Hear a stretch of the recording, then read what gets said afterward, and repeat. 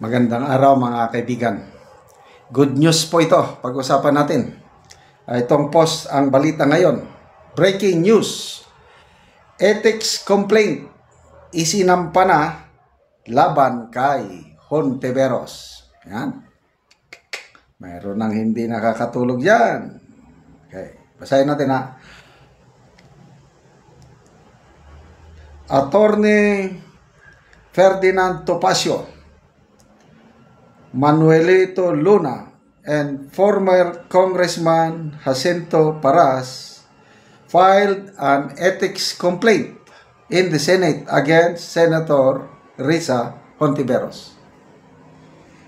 They accuse the senator of disorderly conduct after the testimony of a witness alias Rene floated that the camp of Hontiveros paid her in exchange for teaching against Pastor Apollo Kibuloy of Kingdom of Jesus Christ. According to Topacio, Hontiveros has long avoided accountability. Someone has to tell her, stop, this is not right anymore. Ito na, nakahanap na ng katapat si Senator Hontiveros. Talagang hindi siya tatantanan ni Atty. Topacio. Kasi itong si Senator Hontiveros, sinampahan din niya ng kasong cyber libel si Atty. Topacio sa piskalya. Hindi ko na na-monitor kung ano nang nangyari doon sa complaint. Topacio added it is inappropriate that a senator should not be fabricating evidence. As evidence, Topacio shared the other cases. Michael Maurelio recant his testimony against Kibuloy, the case of Kian de los Santos where 3 families sought help to recover their children, and the allegation that alias VJ was allegedly paid to testify against Farmally Pharmaceutical Corporation. Hontiveros denied the accusations and insisted that it was only part of the slander against her. Yan. So, basa tayo sa mga comments. Ito. Mageline Marfil. Good news, Atty. Topacio. Wele si Mafranca. Impas gyud si Madam Riz Anida. Dante Fontanilla Flores, sana pinanood ng taong bayan. Sahara Gasper, yan, tama yan. Marvin Patagan, panalo ang taong bayan. Good job. Pais Pinada, buti yan at nang masipa na dyan sa Senado, bruha na yan, galing-galingan, puro kudigo. Kung naman kahit Supreme Court hindi na ginagalang, makasta kala mo siya pa mas magaling sa Supreme Court, umaasa lang siya sa alalay at sa Google. Feeling majority si Okay, so ang tanong, magpapakita ba si Michael Mauricio o Karene?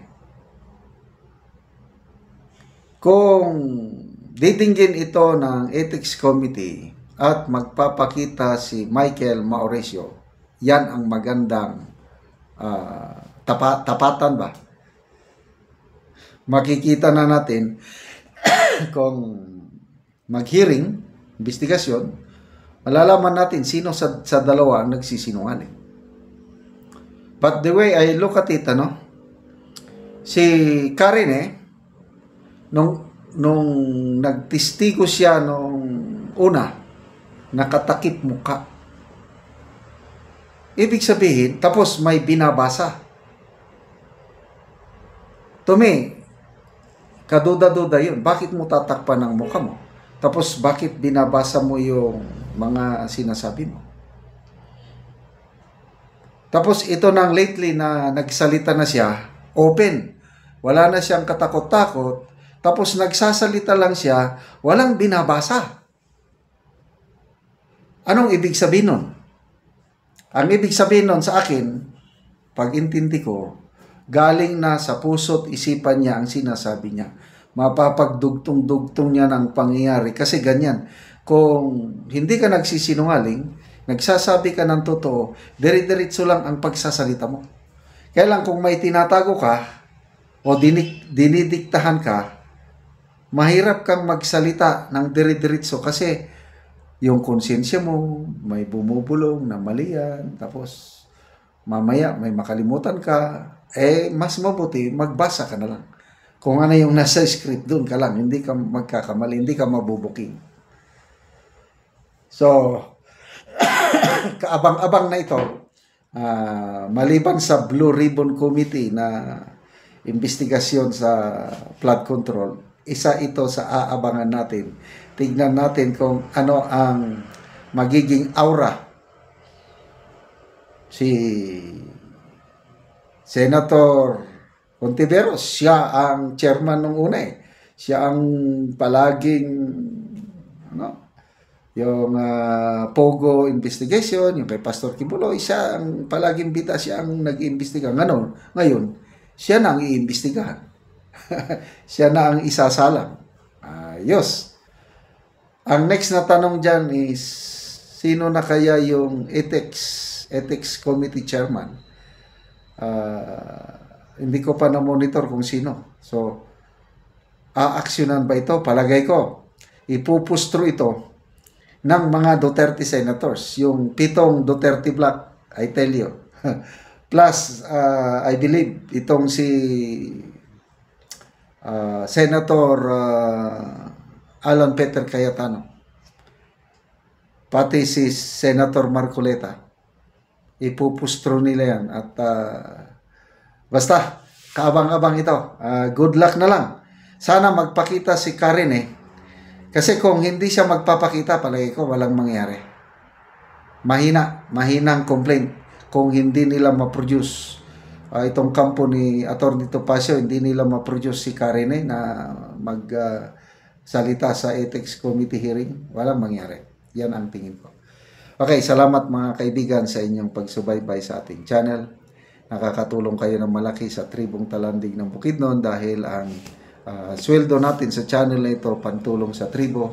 Sa ngayon, namimigay tayo ng mga libreng yero at pako para makapagpatayo sila ng mas maayos na tirahan.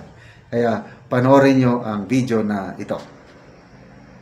Ni Angero ang ipantabang sa mga tao nga katong tabangunon sa ilang mga balay, katong mga daot na ugmo na ni sila ang matagan. Salamat! Salamat sa nag-sponsor!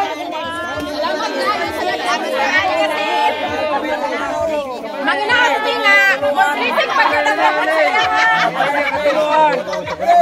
May lista na yun ang mga kumalisanan kasi. Salamat din kayo. Salamat po sa nag-sponsor. Dagang pag ng mga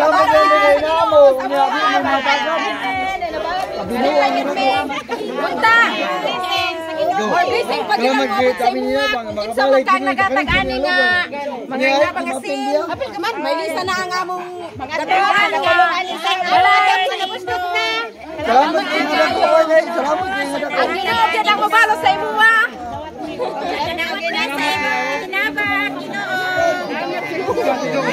Kuha kayo ang ilang pagpasalamat sa yero Salamat, na sir. Salamat kayo. tabang sa ilaha. So dako gyud ang ilang kalipay bahin sa tabang nga yero. So daghan gid kay silang tabangunon. Dagang tayo ng alipay, sir. Dako ang ilang kalipay nga natagan sila og yero. Sobra ang among kalipay nga naagyod ang kakaabot na gid ang mga inabang. 73 ni sila tanan dinhi nga tabangunon og yero. 73 ka balay ang tabangan. Ako ba, lagi ulang. Pero talaga rin ako.